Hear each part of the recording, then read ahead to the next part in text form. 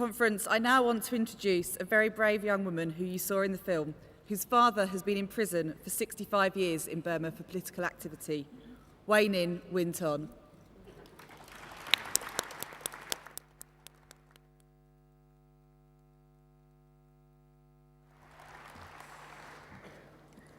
The first time I saw my father was through bars in his jail cell. I was only 4 years old. He had been arrested for his part organizing the 1988 protest against the military dictatorship in Burma. Again, now he is in jail, serving the 65 years and 6 months for his peaceful involvement in 2007 uprising. He is very ill. He has a heart condition, but he's been denied the medical treatment that he needs to stay alive. But my father is just one of the over 2,200 political prisoners in Burma. Many have been tortured, are kept in the terrible conditions, and are denied proper medical treatment. In the past 3 years, the numbers of the political prisoners in Burma have almost doubled. Yet, the generals in Burma are trying to tell the world that they are reforming. In November, they are holding elections, but these are not the elections that will bring real change in Burma. These are elections designed to maintain dictatorship.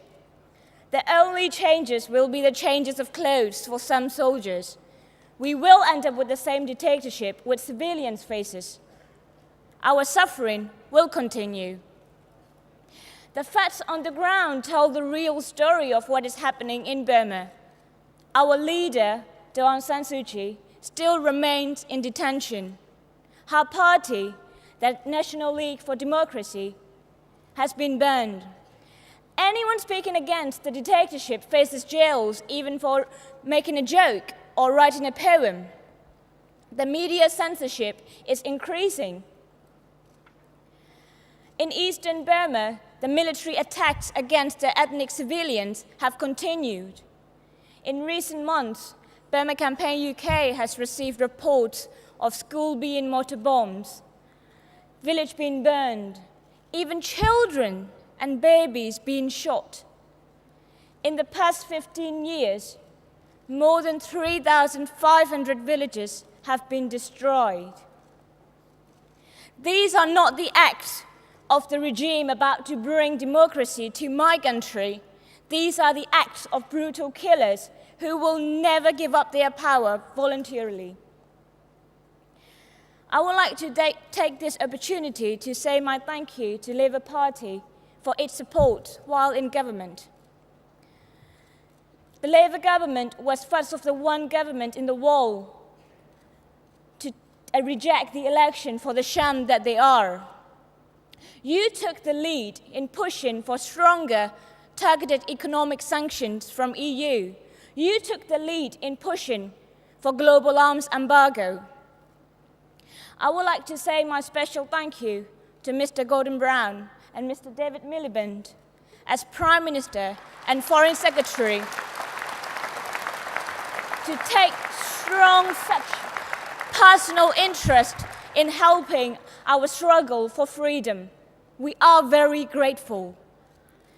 But I cannot say the same about United Nations. We have seen lots of statements about concerns from the UN Secretary General, but no action. Again and again, the regime in Burma gives promises of reform that they never keep. Again and again, the United Nations say, let's wait and see if they change.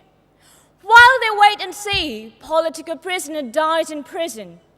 While they wait and see, women are raped. While they wait and see, more villages are burned. Generation after generation of children have to grow up in poverty and fears. Their childhood lost. The UN and other countries' government seems content to sit back and do nothing. These things cannot be allowed to continue.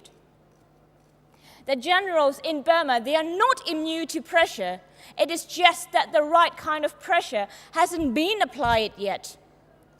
It is vital that international pressure is maintained. We need to use every single tool we can to pressure the generals to enter the dialogue with Aung San Suu Kyi and ethnic representatives. We need stronger and better targeted economic sanctions.